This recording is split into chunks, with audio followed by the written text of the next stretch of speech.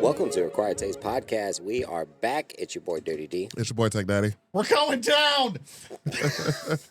I feel like there's like either a Fall Out Boy reference there or Not just flying. Okay. It was in my head. It was between that or I was going to do a very long and protracted. Well, it's 208, and our current airspeed is 800 miles per hour. and I didn't. We're think currently flying over. I didn't think I could do it without chuckling. A little bit of turbulence coming up here. And oh my god, what's on that wing? Current cabin temperature is. Oh, I just figured out the icebreaker. All right, we'll get to that. Okay. Let's do the intro first. All right, thanks for Working Classmates Podcast. We're back again. If you're new to the podcast, we appreciate giving us a listen to. Please give us a like, give us a share, give us a follow on whatever you're doing or listening to us on. We appreciate it. We actually have 2 new followers, so shout out to the new followers. If you're a new person listening to us, we do, of course, appreciate it. If you're a returning listener, of course, we appreciate sticking with us for all these years. We've got 4 years in the game. And we're still in my hot ass attic. So we actually do have some new stuff to put up in the walls there. So next episode, you're going to see a new layout up here a little bit. Prepare yourselves for that. So thank you all for sticking with us all these years. Again, we're going to keep it posted on when we're doing a party. And we're going to talk about that. As per usual, though, you get some forehead kisses. There we go. It's been a while since we've done that. I forgot last time, so that was on me. It was the happiest recording day of my life. Yeah, you'll be fine. It'll be fine. It's fine. Anyways, if you're catching us today, we're actually recording on Memorial Day. So thankfully, we all had the day off. But let's not forget, of course. I mean, obviously, people are out there grilling, chilling, hanging out, and I hope you all are safe with your families and friends. But of course, we got to remember the actual reason for this. Obviously, Memorial Day is for the sacrifice, to honor the sacrifices of the brave men and women of our military that have sacrificed the ultimate price for our freedom. So, of course, we, of course, thank you here at Required Taste Podcast. It's very, very, very important to remember why we have this day off. It's not just a day for hanging out with your friends. It's not the, day of official first day of summer. It's actually really important. Or the Indy 500 or grilling. Or all the other things that people do today. So yeah, it's important to remember the base of it also. Thanks for the families that are still around, and of course, thanks you for the veterans that are still serving, that did serve, that made it back. We're happy to have you back. And for those that are still serving, please be safe. These times are not easy, and it's tumultuous out there. It's, every other day we're living is like some life-changing, earth-shattering, world-changing event that we're living through. And those in the military are going to be on the front lines of some of those decisions. So, y'all be safe. Mm-hmm. Now back to our fun stuff. Yeah, shout out to the guy at the gym today who's throwing up in the shower. I know he was having a real good weekend. Jeez, man. I will say that because I usually only drink like 1 day a week now. And dude, I drank 2 days a week in a row, man. Ooh, yesterday I thought I might die. So. Oh man, it was rough. It's so weird when you're in a shower, in a public, shower, and you hear somebody violently throwing up, like fighting for their life. I feel like anything that was gonna follow when you're in a public shower, it's just automatically it's gonna be weird. It's sorry. It's already weird 9 out of there. 10 times it's not, but that one time it is, it's usually really, really weird. It reminded me of like right after COVID, I went to the gym. I was itching to get back into the gym when I was still working out, heavily. And I was itching to go back to the gym. Like the first day the gym reopened during COVID, I think like that weekend, I went in to go. Like I went early, so it was like kind of like at off hours. And the first thing I see is like some old dude's balls, and I'm like, yep. We're back. straight to jail. And we're back. The gym is back. The world is healing. Yeah. Oh man, but yeah, like it's been a really, really weird week. I was off Friday too. Thank you, Ben, for helping me out with all the things that we did. I'm doing construction on my home. It was an adventure day. That was, and that bitch Cinnamon. Yeah, Cinnamon. You angry woman. Sounds like a stripper. She was not. No, she wasn't. She neither had the body nor the mindset nor the personality to be a stripper. I'm not gonna say where we were. Not me either. But just know that that she was the most unpleasant part of that day. Any hand job she has ever given has been all thumbs. It's been all job, not much hand. Yeah, That's a grumpy woman. Oh man, that was just I miserable people, man. Like I get it, dude. Work is not great, but still. Shout out to Cinnamon. Listen, send us an email to quietastepodcast@gmail.com. Please don't. For what? Please don't. I'm still waiting on my money to come back in my account. Like I have to go there for a refund on some shit. Like please don't. After I get my money back, then maybe we'll talk. But but no. But Just please like, don't. what if somebody she knows listens? That'd be They're funny. Yeah. Like, yeah, that bitch is miserable. Yeah, we really don't need to throw in the workplace. That's why we didn't. For them to figure it out. That's how unpleasant this lady was. At least that particular day. Oh, she was so miserable. Miserable. Oh man. But yeah, like I've been doing construction on my house all weekend. So it was like it's been part of me like hanging out with my friends, partying, hanging out and shit. But like the rest of us has been manual labor for hours. Mm-hmm. I want a home, they said. It'd be fun, they said. Yeah. But anyways, back to the podcast. So we normally do start off with like some kind of icebreaker. We're kind of already doing it. So Kind of. I always forget to mention it in the beginning of the episode. Like, yeah, we do like 15 or 20 minutes of just straight up BS, and then we like actually get into the topic. So whoops, you're in it now. Oh man. But yeah, dude, like Memorial Weekend, like it's the Indy 5 happens, which I don't give a crap about. Like we live in Indiana. Like I know we're like a racing state, but Yeah. I don't participate in that. I like F1, but like It's a drinking thing, and I don't, like. yeah, oh yeah, it's an all day drinking thing. So it's like, the race, cool. Yeah. I don't know. I get it, experiencing something new, but probably like 2 hours there, and then Yeah. I'm out. Yeah, You I know? was at Brickyard 400 when my parents had to tell you, but I don't know, like 6 to 8, Mhm. somewhere in there. And that's all I need. I'm good. Yeah, Rest of just my a life. little bit. Just check it out. Be like, Yeah. oh, this was cool. I was at a Bulls game once when I was young. I was at a baseball game 3 times when I was young. Mm-hmm. I was at a hockey game once as an adult. There you go. I'm good. You're knocking out the Yeah, major I'm set. major life events. Yeah. I want to go to an F1 race, but they don't take all day.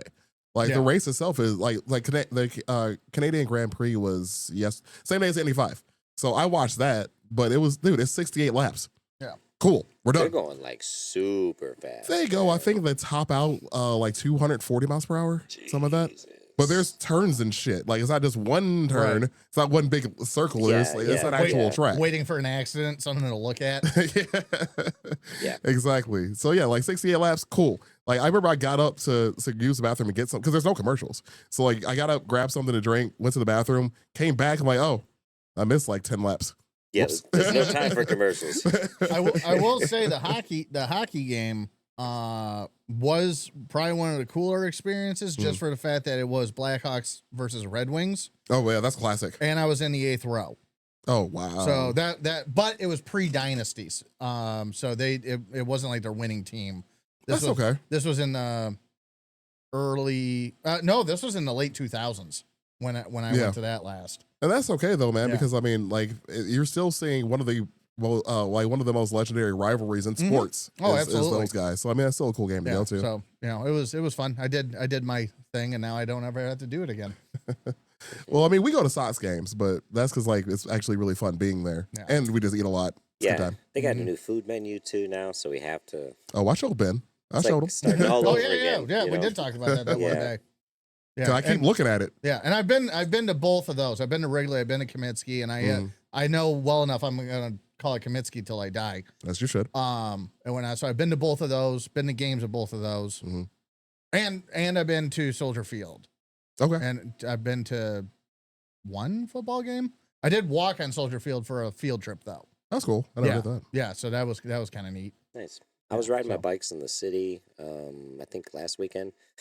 I went at like I don't know, like 10 o'clock at night. Yeah.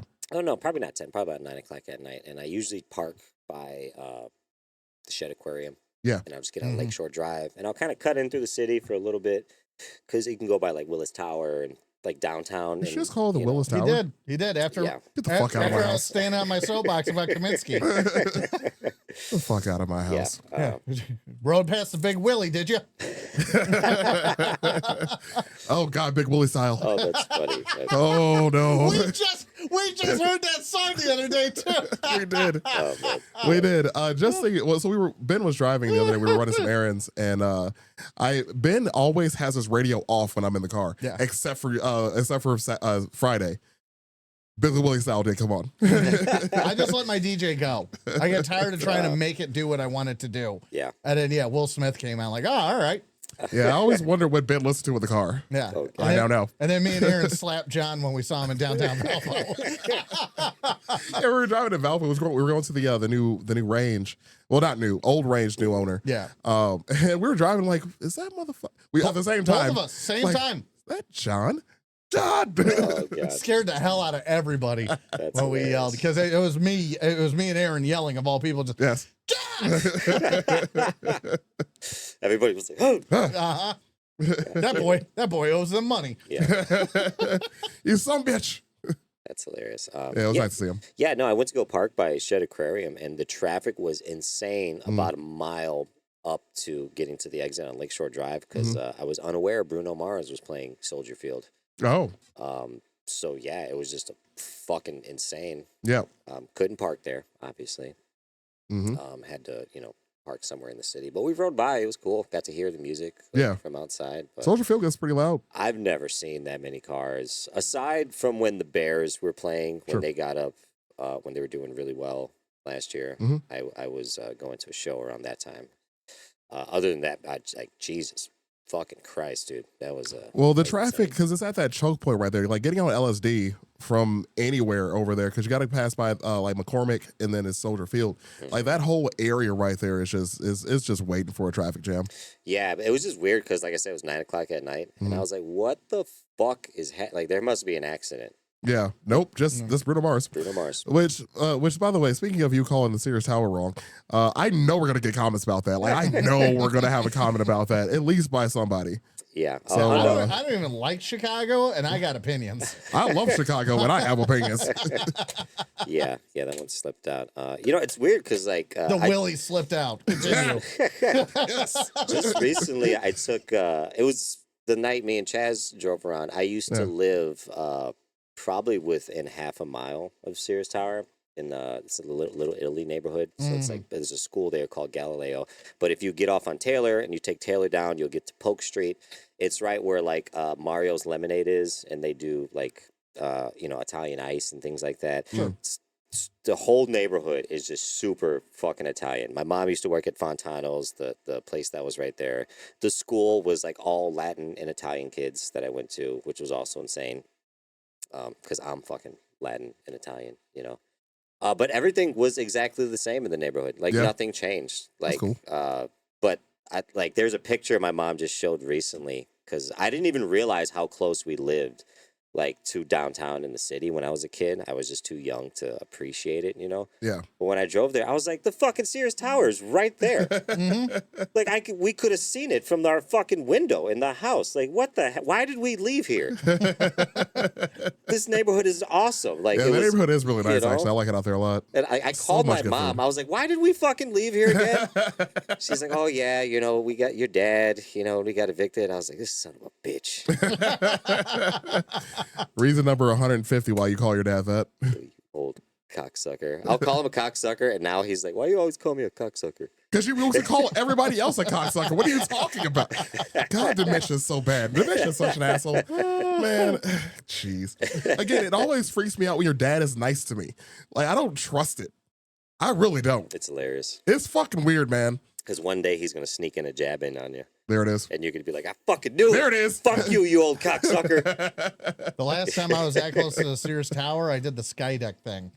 Oh, yeah. yeah. I've never done that. Yeah, that was. I mean, technically, I didn't either. I just kind of looked over, like I'm good, Yeah. and I see who builds these fucking things. Yeah. And I just kind of peered over into it, like, all right, Yep. I don't Yeah. need to stand on this. It reminded me, like, so this was this Valentine's? Yeah, this was Valentine's Day last year. I got us a hotel in the city. Me and Jess were out there doing like some dinner, and I was doing some shit for Valentine's Day. I mean, Sure. doing big things before I got laid off, and so we went to the one of my favorite. We went to Berkshire Room. Oh, nice. Yeah, dude, gotta go. Like, Yeah. must stop.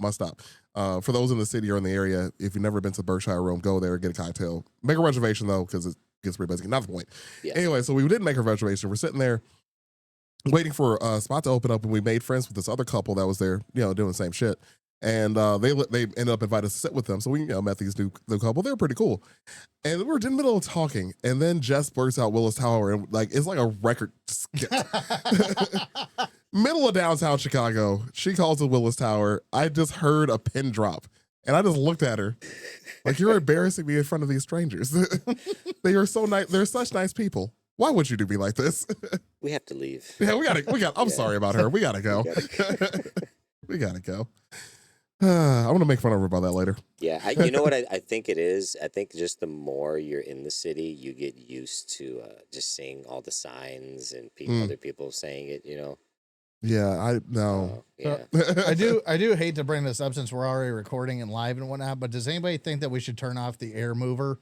Because every time DJ talks, I can hear that thing. We could probably point it in a different direction. We've been normally fine with it, though. I think Okay. we had this before, right?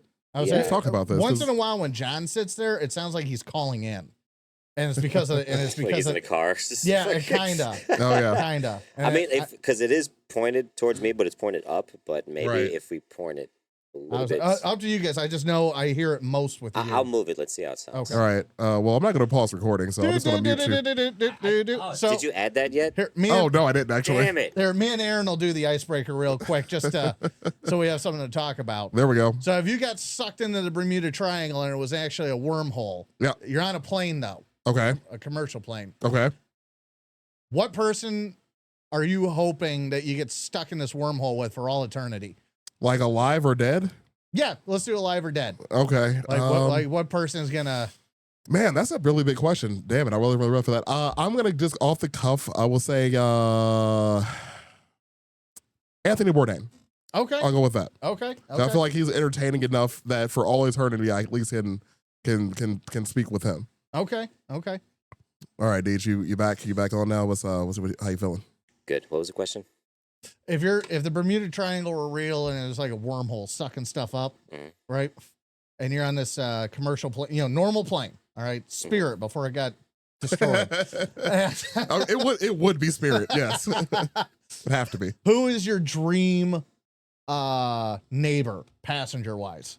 Like, you're gonna go in this wormhole for, let's say, eternity. You just got to sit next to this person. Twilight Zone kind of stuff. On an airplane. Yeah, like who is the person you would want? Anthony Bourdain is an excellent answer. Thank you. That's top tier. Probably, I don't know, Mitch Hedberg. I feel like that'd be awesome. Oh, that's a good one. Like that would never get boring. It's good. I Any like that. situation, like I they bring don't up peanuts know. and he would just have an awesome joke, and I'd be like, "Fuck it, classic." I don't know. Like I want to say that would never get boring. I hope it might, wouldn't. yeah, but after like I don't know. the first 6 days, I'm like, "All right, Mitch, you Say got it. Like, just Say- don't say- say anything next time." or say a second sentence. I need And, something more out of you. Oh my lord, no, That's because funny. that's good on That's a good one. face value. That's good. He was funny. That's a Good good because one. it's also mild conversation in case I don't want to hear that much at all. You know what I mean? Or he might just die of a fucking, or he fall asleep doing heroin again. Yeah, is that what got him? I believe so. I knew it was drugs. Yeah. I wasn't sure. I wasn't sure what. Mhm. Mine is gonna be, and it would probably backfire 6 weeks in, but I don't care. Like 1994 Jim Carrey.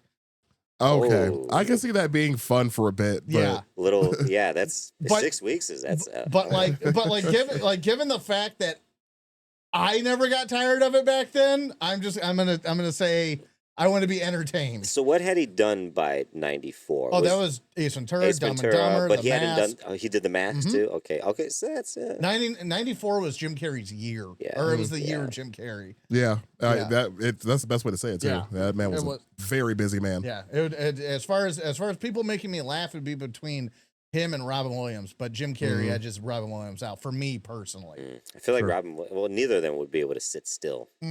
Oh yeah, no, man. Yeah, but A lot of movement. yeah, I don't know. Jim Carrey's got a lot of other talents, so the shit he can do with his face and whatnot, and also this is also 94 Jim Carrey is after In Living Color and all that. Right. Mm. So yeah. Yeah, when you said 94 Jim Carrey, my first thought was like In Living Color. He was just on the tail end of that part of his career. Mhm. So you're sitting there with everybody he can do an impression of. Again, the stuff with his face. Fire Marshal Bill, that weird Eastern European woman that he would play from time to time on In Living Color, Yeah. and then Lloyd Christmas, Ace Ventura. That's good. like the starting of a joke, like fucking Anthony Bourdain, Mitch Hedberg, and Ace Ventura are sitting on an airplane, which I wouldn't mind Yeah. at all. That'd be kind of cool. Yeah. Yeah, Kinda cool. well, with Bourdain, because like I feel like I have a similar outlook to him. So like as far as like traveling, experiencing the world as he did. A lot of wisdom you get out of that. Because I travel, when I do travel, I travel like kind of like in his path. Like I listen to the locals, I find the Yeah, locals, like absolutely. the local way to do things, and just like how many places he's been, how many things he's done. I don't think I would ever get bored of hearing Yeah. his stories. Mhm. My backup would probably be George Lucas now, and just so I could yell at him for eternity. Why'd you sell it, Ben George? just stared Why'd at you him the do whole it? time. For the first year, it's just you, like, not even saying anything, just fucking building up hate.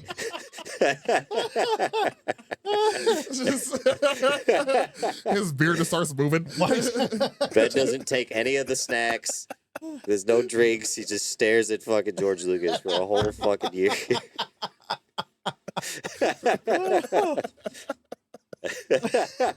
And then it'll be getting like better. 3 in the That's what morning, like when George Lucas is sleeping. That's when Ben's gonna explode. Why? Oh shit. You're not wrong. Oh, that's good. That would be an awesome flight, though. Like That's if we good. were like that's eternity, whatever. We're stuck on this plane with them. I'm like, this is gonna be awesome. Yeah. Like you don't know what's gonna happen Oh, day yeah. by day. You know. Yeah, that's I say George Lucas is going to be directing a movie with Jim Carrey, Anthony Bourdain, and Mitch Hedberg, There's turbulence, and Jim Carrey starts overacting all over the place. or acting. or just yeah. I say that with respect because I love the man. Yeah, Mhm. yeah. But Jeez, man. so yeah, Oh, man. there we go. There we go. All right, so Deej, man, what's going on today, dude? Oh yeah. Today, we are gonna talk about Flight 19. Like you forgot you were here. Huh? You're like, oh yeah. Yeah, I'm back. My face hurt from laughing. Stretch that back down. Yeah, today we're going to talk about Flight 19. I just learned about this recently, which was actually really cool, but I thought it was pretty interesting. Hold on one second. The I time just is fucking- 2:30. Yeah, We're I flying just into- fucking had my notes pulled up and then it We're closed flying down. into Key West. Local temperature is 85. I'm not done. Yeah, I would have to. Need to, well, in the middle of my remodel, I need to like remodel a vent up here or something like that, man. I'm Yeah. fucking getting sweaty. I had them up and then they just I scrolled up and it just closed, so I had to reopen it again. Jeez. December 5th, 1945, 5 TBM Avenger torpedo bombers departed from Fort Lauderdale on a routine training run. They called it Flight 19 because this was a crew. This was the 19th mission that they were doing. I'm sorry, not fucking mission. God damn it, I got to start over again. Well, Bullshit. wasn't it the 19th mission of the day? Yeah, it was the 19th Yeah. flight of the day. That's what it was. I guess mission. That you would is call it. still considered a mission. Yeah. It was the 19th flight of the day. This was a routine training mission that they've done hundreds of times with many different crews. And like I said, this was 5 different planes, and basically they were going to fly like a kind of a triangle pattern. And the object of this was going to be this particular crew's like final tests. You know what I mean? So they were going to fly out. They were supposed to navigate over open seas, which is a lot harder because there's no landmarks or Yeah, it's anything nothing. to distinguish Just the anything sun. like that. Right. Or moon. So, so this was a good way of just navigating. And this is 1945. This is kind of way before a lot of the I don't know too much about navigation now, but I imagine back then they had way less. And basically, your standard way of telling where you would go was by what time it is, a compass, which direction you're going, and how fast you're traveling. Well, Right. it's what direction you're going and for how long. Right. yeah, that's it. where the watch comes Yeah, in. but by Right. a watch too. That's also another thing. Most pilots would also carry another like a stopwatch on them and a pocket watch. Like have all these extra measures just to double check of what time it was. And basically, if you had all of those elements, you could roughly tell where you're going to be and how long it's going to take you to get there. So on this mission, these planes were gonna be on this course and take turns leading. So they would have 2 pilots that were going to be running front and the rear. and they were going to be guiding the other, plane. So they would fly a little bit. The next plane would go ahead and navigate. The other guy would take turns. If anybody gets lost, the two main guys were going to basically bring them back in. I'll go over the names too, because this story isn't really that long, and there's a lot of people involved in this flight. So I kind of just want to stick to the main characters. When they're real people, DJ, they're not characters. Just so the listener knows, these dudes have been arguing since like 9 this morning. You do not want to see our group chat. Yeah. I've been arguing with DJ since I met him. Facts. It's been a 17-year argument. Honestly, though. So the flight leaders. Me and DJ were the original. What's your name? What's your name? We're just at a party staring at each other. I'm like, who the fuck is that guy? It's funny. I actually built a fire Saturday night, and Jess was in the house yelling at me across the yard. So yes, we did recently have this incident. Excellent. So the flight leaders were Lieutenant Charles Carroll Taylor, George Devlin, and Walter R. Parpart. Taylor's kind of the main guy. A little bit going into this before this flight. Taylor kind of had some bad vibes before this flight. Mhm. He had kind of went up to some of, what actually, we talked about this before. This actually wasn't his superiors. He actually, I believe you said, was ranked higher than them. Or not ranked. He was ranked lower than them. But he was in charge of the flight. Yeah, because he had a better record. Yeah, as far as he was flying. a training officer. He had, I think, 2,500 hours of flight time, and all of these guys had roughly 300 hours each. Yeah. All right, so my understanding is he's the guy that's in charge of the training. Yeah, and basically, like they defer to that whoever has the most experience in these flights, not based on higher rank. Yeah. And the weird part is, I believe it's supposed to be like, even if the pilot himself, the guy in charge, is like, I don't have a good feeling about this. This shouldn't happen. They don't do the mission. Mhm. But on this day, they did. Because I think it really depends on what's going on. yeah, there's a lot of elements that go into that. Yeah, this one being that, like I said, this was this training classes. If you were a little bit queasy, I'm sorry, we're still firebombing Tokyo. It's still going to happen. Just take an extra bag with you. So Taylor had basically went to his superiors, was like, hey, I got a bad feeling about this fucking flight. They were like, I don't care about what you think, how you feel, or what you want to do. Mm-hmm. And rumor is he was hungover too. Yeah. That's another one. Or there was a bad circumstances before, like arguing with his wife, drinking, like things like that. So this was the graduating like course for this class. So they were like not gonna not do this flight. Mm-hmm. So everybody was like, fuck you, Taylor. Like, we're going on this fucking flight, But also at the same time, like I said, they have to defer to him if anything goes wrong up there, no matter what anyone's opinions might say, even if everyone has maybe some factual information to say something bad is happening, they still have to defer to Taylor, basically. So around 1:45, the scheduled takeoff, but it was delayed because of like what I just said. Taylor was trying to do kind of everything to not go on this flight until he eventually came in. All the pre-flight flight checks went in. Everybody was good to go. They basically said the weather is really good that day. They said the visibility was actually kind of better than normal. I think it was like 67 degrees and you had about 10, 12 miles of visibility ahead of you, which is better than average for them. Yeah, initially. Yeah, initially. So at this point, they were like, we're good to go, dude. There's no reason to postpone this or anything like that. So like I said, they were going to do like a practice, like a triangle run, and it was going to be reaches Hens and Chicken Shoals, going east of Florida, and then conducts these low-level bombing practices on these ship targets, and then they're going to basically travel, like I said, in a triangle formation. So they're going to go going into, I don't know which direction that is, but towards the ocean and then back to the original post in Fort Lauderdale. Yeah, I'm sorry, I spaced because I was reading something when you said what direction they're going. Yeah. So the first sign of trouble from this, Taylor calls, or Robert Fox from one of the ships calls in, and he says, "I don't know where we are. We must have got lost after the last turn." They're basically, their compasses started going real crazy at this point. So that's their first sign of trouble in navigation. And they kind of have like a rule of thumb, like if you're getting lost in that direction, you basically go west and you're going to hit the coastline at some point. Again, use the sun. Yeah, you're using the sun. You're going to use your standard things, like I said, your compass, your watch, the sun, all of that stuff. But Taylor was not agreeing with that. Like Taylor was really dead set on. He's like, no, this isn't right. I believe we should be heading in this direction.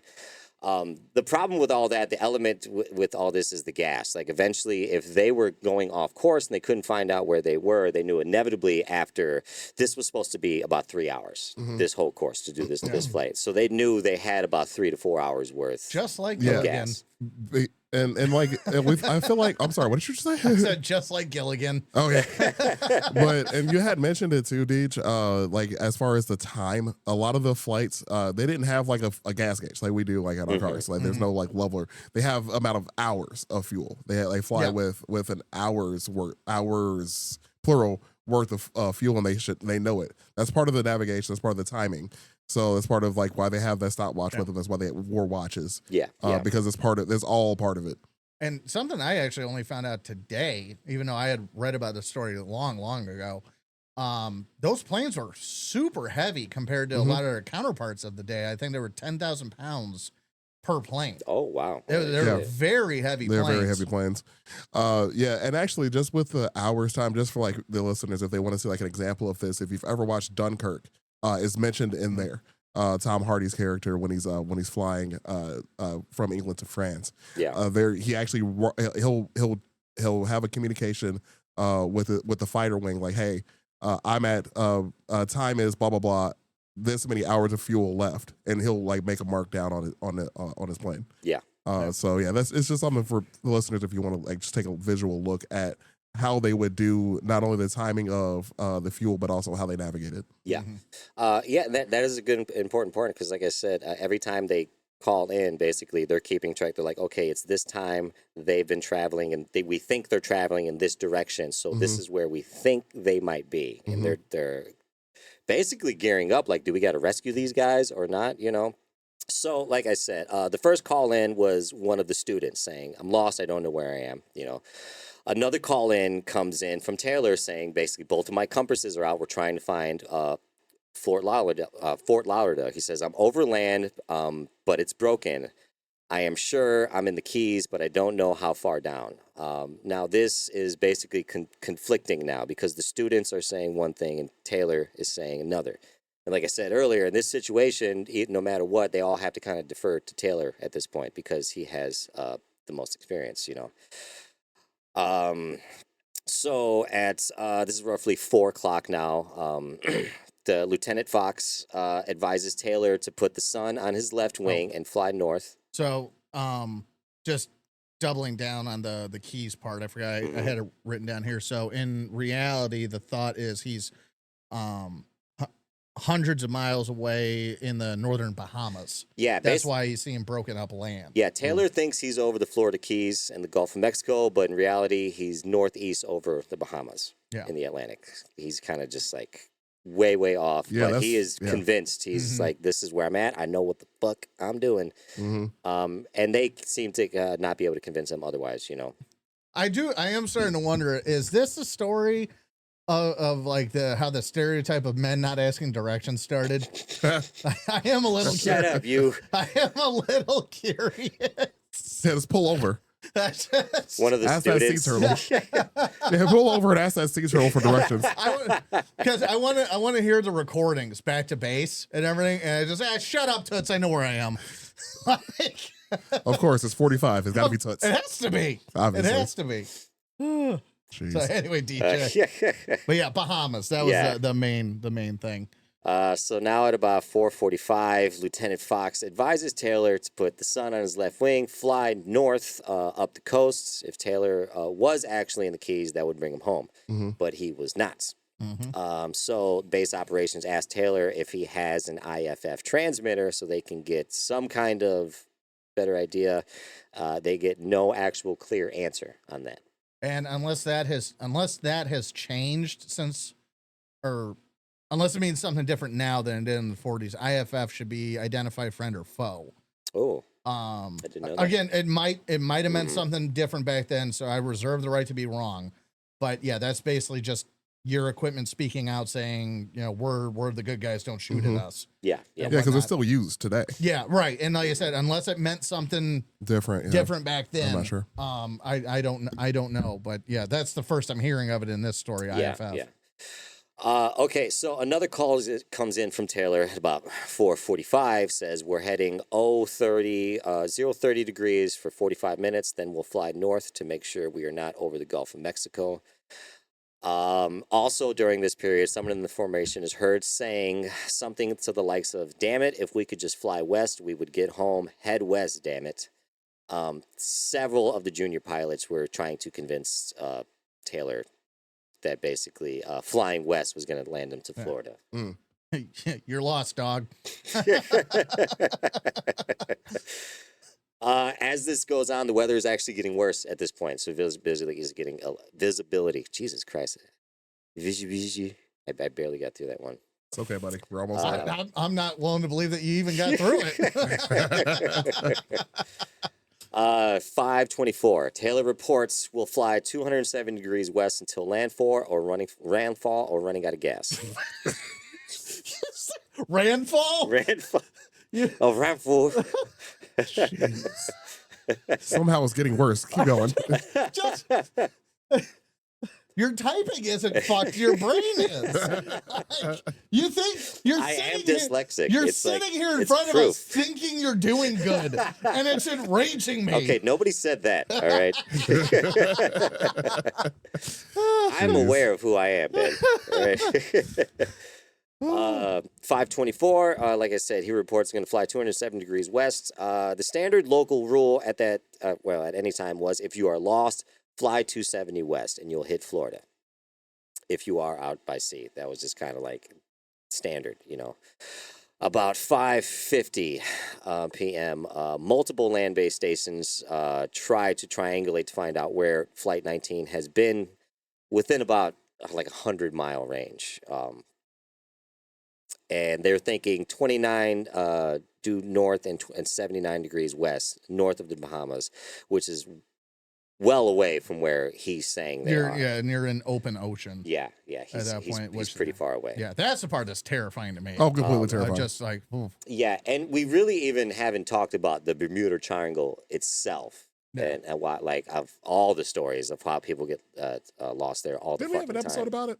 I think we've talked with the episodes, like the things to do with it, but not directly about the Bermuda Triangle. I mean, I got some stuff. Yeah, I was going to mention something after we were done. Yeah, definitely. Yeah. Actually, real quick though, because I should have interrupted earlier, but I did want to talk about the compasses because a lot of people don't understand. When a compass fails, and whether it's 1, 2, whatever, they are subject to being demagnetized, and that's how your compass fails. A lot of people don't seem to know that, but you can demagnetize a compass and it will read all sorts of weird things. And at which point, the only way to fix that, to my knowledge, is to take your compass, whether it's a little guy we use or one of these in the planes and whatnot, and set it next to a magnet with the correct pole. So basically, if you're doing it at home. And this is literally why I have north-south magnets on my fridge, so I can remagnetize the compasses that I have. Is you want to get an actual north-south north-south magnet and set it down next to the compass to remagnetize it, so it'll find the North Pole again. Wow! And then also a little bit of trivia: there is a such thing as a North Hemisphere compass and a South Hemisphere compass. Know the compass you're buying. Okay, yeah, I did not know that. Yeah, there's 3 types of compasses. Ones that work here in the Northern Hemisphere, ones that work in the Southern Hemisphere, and then there are global compasses, but you can buy the wrong compass. That's not what happened here, but just while I'm on my soapbox here about compasses. Yeah, reason number 82. Like flat earthers could suck my fucking ass. I bet Cinnamon was a flat earther. Carry on. Okay, now we're at 6:04. Actually, I'm changing my answer to the icebreaker earlier. I want a flat earther to be stuck with me so I can point out there's no fucking ice wall Oh god, for all of eternity. Continue. that's what I want. The guy who wrote Dianetics. Look at the Scientology L. Ron guy. Hubbard? Yeah, L. Ron Hubbard. Oh, I wanna God. talk to this guy for a while. we just turned this into hell. Yep. Okay, so at 6:04, Taylor radios holding 270. We didn't fly far enough east. We may as well just turn around and fly east again. Which at this point, all the students got to be like, God damn it, go west. Like west. somebody, like, Go west, young man. please, for the love of God, can we fucking fly west? He's basically like He's just sweating. he's second guessing himself, Like- but he is not gonna fucking Yeah. admit he's wrong. This is 1945. You know? Yeah, it's a man not asking for directions in 1945. Mhm. This is it. Okay, so around 6:20, and some sources say this is the last transmission that Taylor would have sent, is all planes close up tight. We'll have to ditch unless landfall. When the first plane drops below 10 gallons, we all go down together. After that, no further verified transmissions. And they definitely ran out of fuel over open seas. If the aliens didn't get him. Yeah, Yes. But- the aliens did not get them. But this had is to. actually not the end of this fucking story. As you know, it's like there's a lot of myths we'll get into about that at the end. But they sent a rescue mission to go get Flight 19, which is As one does. yeah, of course, in the West. yeah. So Fucking Soviets. after Anyway. Or the Japanese. Or the Japanese. So after 6 o'clock, it's called a consolidated PBY Catalina departs to search for Flight 19 and, if possible, lead them home by radio or visual contact. That evening, 2 Martin PBM Mariners, flying boats, basically. They had their own training flights going on, and they were out there, and they were like, well, we might as well fucking use them to go do the search. So one of these 2 planes were carrying 14 people. Mhm. They also went missing. Well then. Yes. So now we're at a total of 27 people Do you have the fireball written down? who have disappeared. Yes. So okay. at about what is that? 9:15. The tanker SS Gaines Mills reports seeing flames from an aerial explosion about 100 feet up, burning for roughly about 10 minutes off Florida's east coast. The ship actually went out towards that direction to search for the wreckage, survivors, things like that, and they found nothing. Well, they did find a pool of oil. Oil, yeah. Yeah. There's Okay. oil. There Because was that. these were they carried a lot of gas. They were called said. flying gas tanks Yeah. because they would spark, and Yeah, they carried a Yeah. lot of it's gas. a scientific term. So that's got to be the worst fucking thing to be at the base, and you're like, we got to send a rescue mission. Send out those 2 mariners that we got out there, and like they go missing, and then you get that call. I don't want to. So, like, my life goal is to not fly, drive, or even float on anything that has a nickname.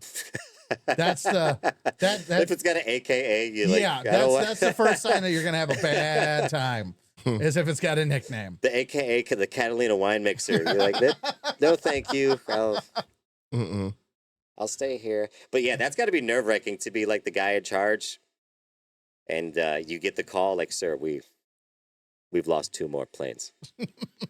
Like, wait, which ones? Well, we said to go get the other ones? Wait, what do you mean 2 more? Right. So this was Truman's 9/11. Yeah. Jeez. Another plane has hit the water. There was a 5-day search going on after this to find the 27 missing men on these aircraft, which none of them were found. None of the aircraft were found. Yep. It's a big area, which though. is why I brought up the weight of the plane. Yeah. And I found it so weird that I only learned about that today after years of knowing the story. But now I'm not too surprised that we never found a piece of the fuselage or anything. Yeah. They searched more than 250 to 300,000 square miles, combed by air and vessels. Yeah, and that's actually kind of impressive because depending who you talk to, I guess the Bermuda Triangle itself is 500,000 or 1 million square miles. I forgot. The Bermuda Triangle is like Florida to Puerto Rico. Miami, Bermuda, Puerto Rico. Okay, that's what it is. Yeah. And but it's without having like a hard boundary, I guess. I guess that's what leaves it up to interpretation. Well, Yeah. because it's not static either. So and I was going to bring this up at the end too about the Bermuda Triangle itself actually technically moving. Oh, okay. So I'll cover that. Yeah. So after they concluded, after a 5-day search, the only thing they really found was a little bit this oil slick from the plane. They released a 500-page report saying that Lieutenant Taylor had likely misidentified islands in the Bahamas as Florida Keys. Believed he was over the Gulf of Mexico and repeatedly turned his flight into the wrong direction. Which is hilarious because maybe that means a bunch of times they convinced him to go east, and he was like, nah. We're going back east, that's like even fucking funnier. It's like there was multiple times they said he had what's the opposite of corrected? Not corrected their flights. He uncorrected their flights. I would say worsened. Taylor's compasses were reported as malfunctioning, which complicated the navigations. That was also in the report. Taylor did not switch from the training radio frequency to the designated search and rescue frequency, which was also really weird. And yeah, like I said, there was never anything found of these guys. And basically, because it was in the Bermuda Triangle, it just spread all of this lore about what exactly happened, especially in 1945. Well, and that was after the fact because I do have some of the stuff on the media of the Bermuda Triangle because this is stuff I never really delved into. And since you were taking care of the meat of that, I went into some of this very, very briefly, but because of it got me curious because of our yellow journalism episode. Yeah. And I really wondered, I wonder if we talked about the Bermuda Triangle because of one of them. We didn't, unfortunately. Yeah, that's right. We did not. Yeah, that would have been good. Yeah, it's not linked. The timing is off, but the spirit of it also isn't there. But yeah, I kind of thought maybe it would have something to do with that kind of stuff. But I guess the most trustworthy name I've ever heard, Edward Van Winkle Jones. That is the appropriate response.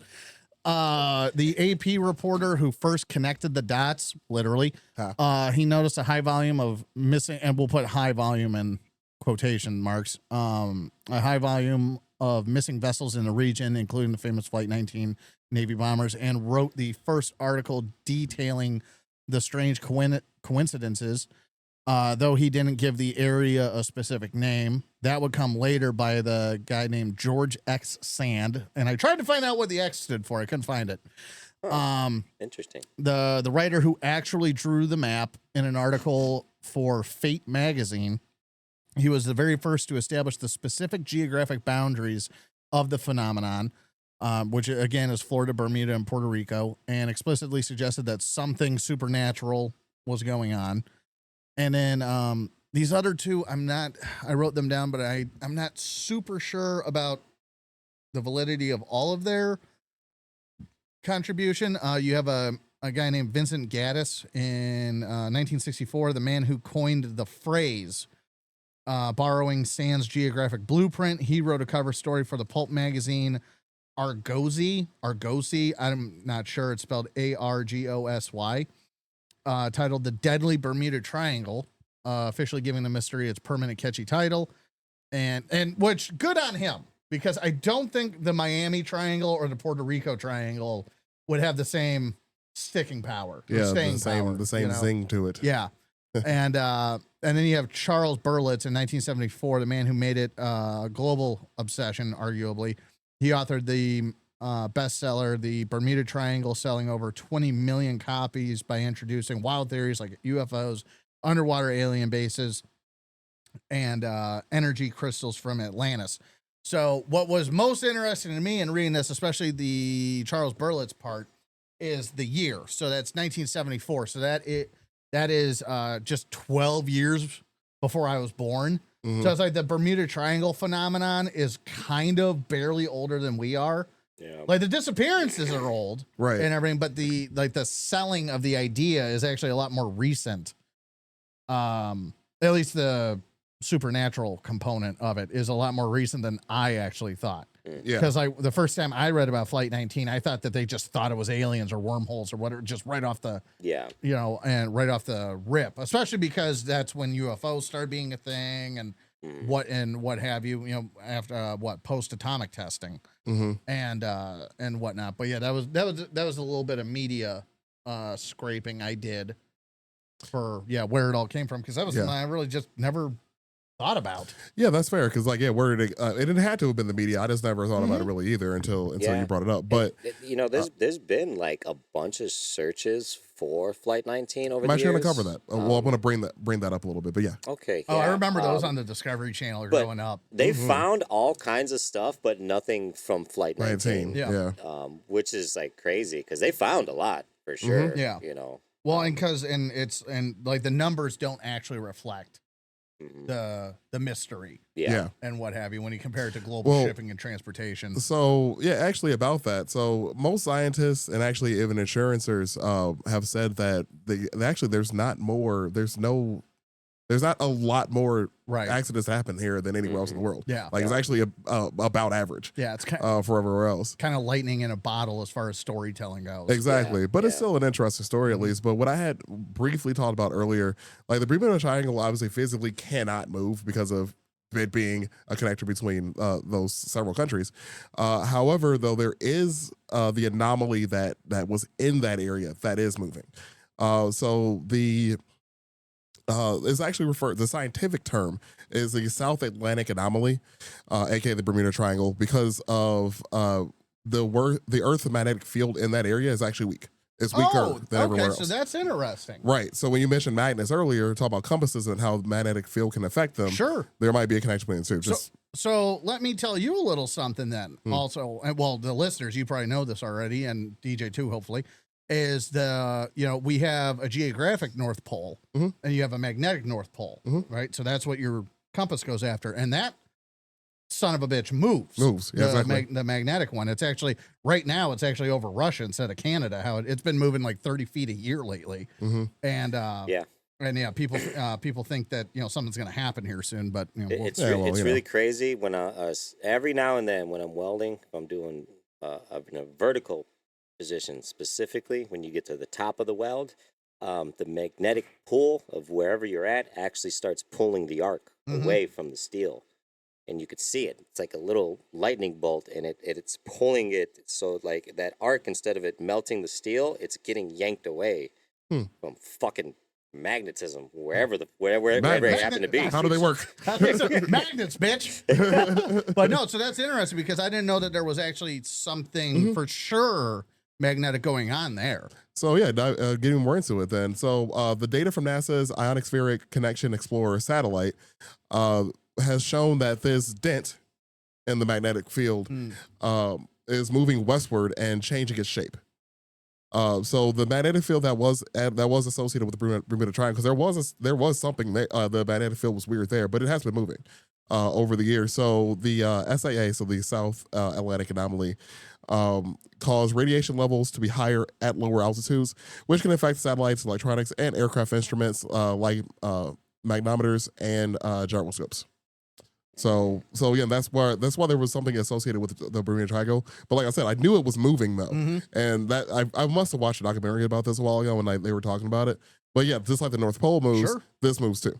So okay, yeah, all the specials we've watched over the years and everything and shit like that just gets left out. Yeah, because it's better for the story, honestly, and what have you. Because I mean, I couldn't even tell you how many like I said, Discovery Channel episodes I watched Mhm. where, you know, they're going and scuba diving the Bermuda Triangle Mhm. and whatnot and finding old planes and ships and, you know, what have you. That's the only thing I was going to talk about. Actually, it wasn't. It actually wasn't them. It was National Geographic did one Okay. earlier this year, and I actually watched it because there's a series on Nat Geo, and if you have like, I think that's on YouTube because I saw something of theirs pop up in my suggestions. they do. It is because that's how Jess watched it. And I'm like, Okay. what the fuck you watch? It's like, I watched this, but no kidding, you watched that too. Anyways, yeah. so it was National Geographic is they have a part that's on. So if you have Disney Plus, you can access this.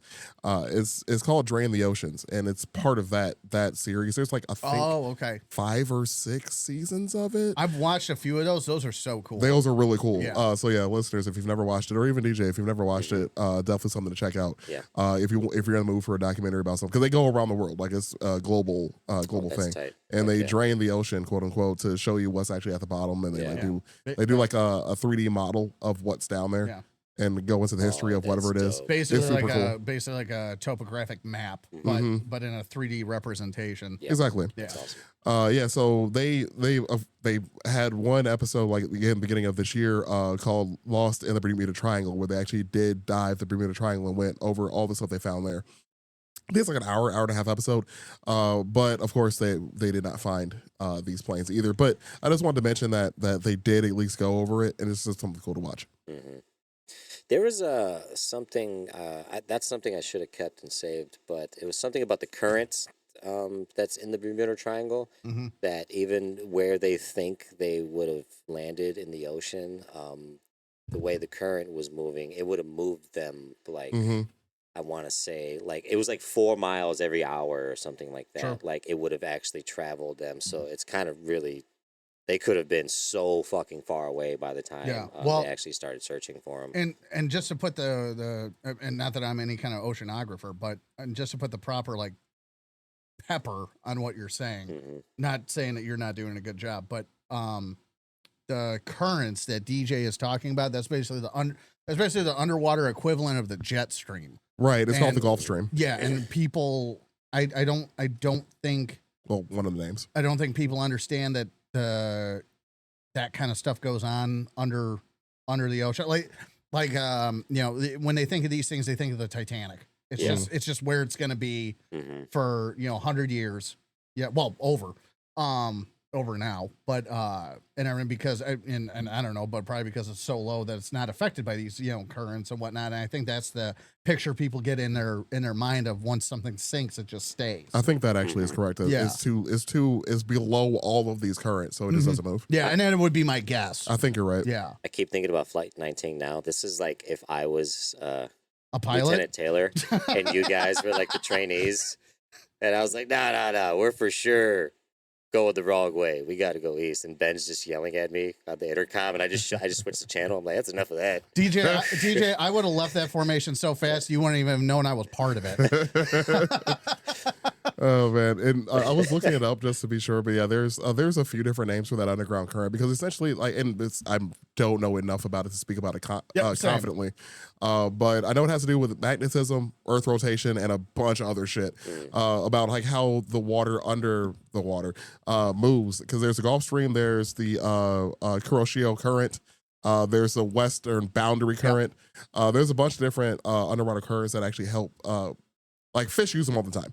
Oh, 'Cause, absolutely. like It's- Finding Nemo hilariously did this. that's actually that's Actually, a they good, that's use- a they good use point. it. I didn't even think about it, and Wow. it's Mhm. they are it is such a powerful force of nature, such an important force of nature. These underwater streams or currents. That like the reason Europe has the climate it does is partly due to that current. Like the reason like wow. the Mediterranean has the famous weather that it does and everything is because of that current that's pushing Yeah. in that direction from the Atlantic. Mhm. It's very, very, very important. But for it to be that important, it has to be that forceful, that powerful, that Yeah. you know, it's not going to have an issue moving 5,000-10,000 pound airplanes, Right. you know, and whatnot. That are also presumably not in one piece, Yeah. you know, any Right. longer, you know. Yeah, there's a lot of really crazy theories about Flight 19, which Dude- I dude, love. the Those ocean are my is- favorite. Yeah, you the know? ocean is nuts. Oh yeah, 100%. The ocean is- Yeah, Rule of thumb: don't fly over the ocean. Oh, I have. You know, I was terrified. Yeah. Yeah, I would be so like if I just look out the window and there's nothing but water. Yeah. At least if you take a cruise ship, you got a second chance. Yeah. Oh yeah, there's lifeboats at least, tons of them because again, Titanic. Yeah. But yeah, with flying, I took Frontier over the ocean once. I'm like, never again. I'm at least doing a bigger name brand. Yeah, I next would time. say that's almost. Oh, dude, it was through a travel agent. I didn't do it myself. Yeah, that I would say that's almost bottom of the barrel. God. What did we ask earlier? Would you rather fly over the Bermuda or fly Spirit? That was my question, and the answer is the triangle. We're going for it. I will fly over the triangle. Yeah, we'll take it. Oh man, but yeah, I don't have anything else to add to this one really. No, that one's pretty short Yeah, and sweet. well, we hit an hour. They didn't find anybody. The reports they basically blamed Taylor. Everybody was kind of unanimous on that. Sounds about right. Especially, I think the main thing was Taylor not switching to the search and rescue channel. Yeah. Him staying on the channel that he was using with all the trainees. That was probably the biggest thing. But yeah, that was it. You better get over there, Ben. Yeah, the only other thing I wrote down, pretty much because of the number, was the USS Cyclops, and it happened much earlier, 1918, Okay. March of 1918. Yeah. Massive, state of the art for the time. Navy coal ship vanished completely without a trace. This was a routine voyage. It wasn't even training. It was a voyage. 306 people on board. Ooh, shit. And yeah, it was equipped with a powerful radio system. This would also be the days before radar that was invented during World War II. Never once broadcasted an SOS or distress signal. And the popular claim is triangle theorists. That's what they, I guess, get called. Triangulist. Claimed it was suddenly ripped from the ocean surface by a massive rogue wave, swallowed by a sudden localized gravitational anomaly, or taken by sea monsters. Hell yeah. That's fucking Bigfoot. Bigfoot driving a boat. Yeah, just fucking Harry and the Henderson style Bigfoot on a sea-doo. That's the world I want to live in, where shit like that is real. I've said it before. I want Bigfoot to be real. I can't sign on to him being real. Like, like not like I have a dog in the fight, but I want him to be real. I want to live in a world where Bigfoot's real, but not this bullshit interdimensional stuff. I just want a big angry ape in the Pacific Northwest somewhere. Yeah. And on that note, we're going to wrap this podcast up. If you made it this far in the episode, as I always say, please give us a like, a follow on all of our social medias. We have a website. Check that out. We got merch. Check that out. And stay tuned for more episodes. If you follow us on social media, at least be alerted to when we make something new, hopefully. And of course, we appreciate you all giving us a listen, and y'all be cool. Thanks, guys.